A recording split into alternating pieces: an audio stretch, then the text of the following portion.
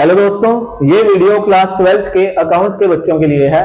इस वीडियो में हम डिस्कस करेंगे रीवैल्यूएशन अकाउंट की बहुत ही इंपॉर्टेंट एडजस्टमेंट के बारे में, जिसका नाम है ओवरवैल्यूएशन एंड अंडरवैल्यूएशन ऑफ स्टॉक। तो जैसा कि आप हमारी एग्जांपल में देख सकते हैं, बैलेंस शीट दे रखी है, स्टॉक की बुक वैल्यू दे रखी है 1,20,000, एडजस्टमेंट्स दे रखी हैं। The first adjustment is stock is overvalued by 20%।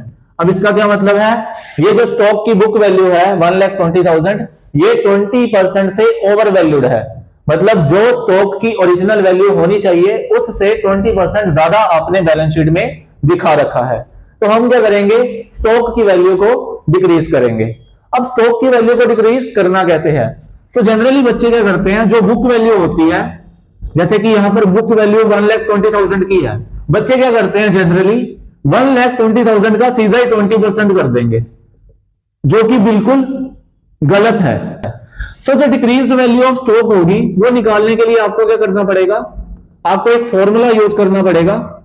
Decreased value of stock is equal to book value into percentage divide by 100 plus percentage. ये फॉर्मूला यूज करके आप जो डिक्रीज्ड वैल्यू ऑफ स्टॉक है वो फाइंड आउट कर सकोगे। जैसे यहां पर हमारी बुक वैल्यू कितनी है? 1,20,000 रुपीज इंटू 20/100 प्लस 20। तो इसको आप सॉल्व करोगे तो क्या आ जाएगा? 20,000 आ जाएगा। ठीक है, this is the decreased value of stock.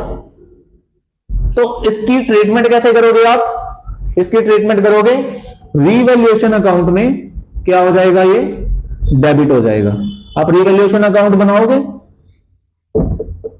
Revaluation account में आप क्या कर दोगे? टू स्टॉक कितना आ जाएगा? 20,000 रुपीज। क्लियर?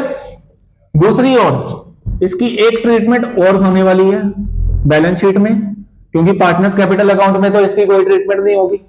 तो बैलेंस शीट में क्या ट्रीटमेंट करोगे आप? एसेट साइड हम स्टॉक को शो करेंगे। स्टॉक कितना शो करेंगे हम एसेट में? हमारी बुक वैल्यू कितनी थी? 1,20,000। 1,20,000 में से माइनस कर दोगे जितनी वैल्यू डिक्रीज्ड है। कितनी डिक्रीज्ड वैल्यू है? 20,000। 20,000 माइनस कर देंगे तो हमारे पास वैल्यू जो आ जाएगी, रिवाइज्ड बुक वैल्यू 1 लाख। तो रिवाइज्ड बुक वैल्यू कितनी आ गई? 1 लाख रुपीस आ गई।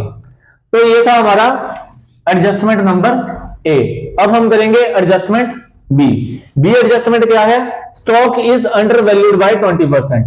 अब यहां पर कह रहा है कि जो स्टॉक की बुक वैल्यू है, बुक वैल्यू हम यहां पर 80,000 ले लेते हैं। वो कह रहा है कि जो स्टॉक की बुक वैल्यू है वो अंडर वैल्यूड है 20% से, मतलब कि जो ओरिजिनल वैल्यू होनी चाहिए थी उससे 20% कम की वैल्यू आपने यहां पर शो करके रखी है। तो हम क्या करेंगे? स्टॉक की वैल्यू को इंक्रीज करेंगे इस केस में। अब इंक्रीज कैसे करना है? वही जनरली बच्चे क्या करेंगे? 80,000 का सीधा 20% कर देंगे। ठीक है, 16,000 निकालेंगे, 60,000 वो रिवैल्यूएशन में क्या कर देंगे? क्रेडिट कर देंगे।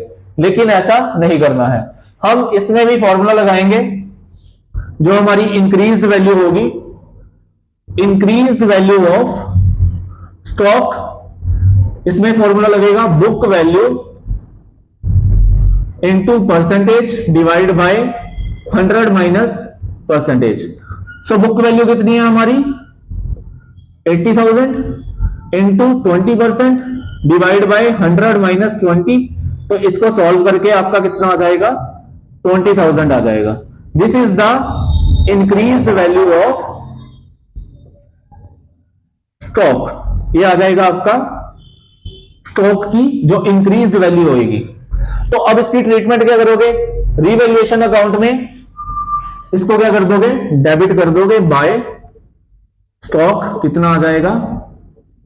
20,000 आ जाएगा। ठीक है, ये केस नंबर, ये बी की एडजस्टमेंट है, ये ए की एडजस्टमेंट है। ओके, और बैलेंस शीट में क्या ट्रीटमेंट करोगे? ये बी केस की बैलेंस शीट में यहां पे बना देता हूं। बैलेंस शीट में आप करोगे जो स्टॉक की वैल्यू है, स्टॉक की बुक वैल्यू कितनी है? 80,000 है। प्लस कर देंगे जितना स्टॉक एप्रिशिएट हुआ है। कितना स्टॉक एप्रिशिएट हुआ है? 20%, 20,000 सॉरी। तो यहां पर कितना आ जाएगा? 1 लाख।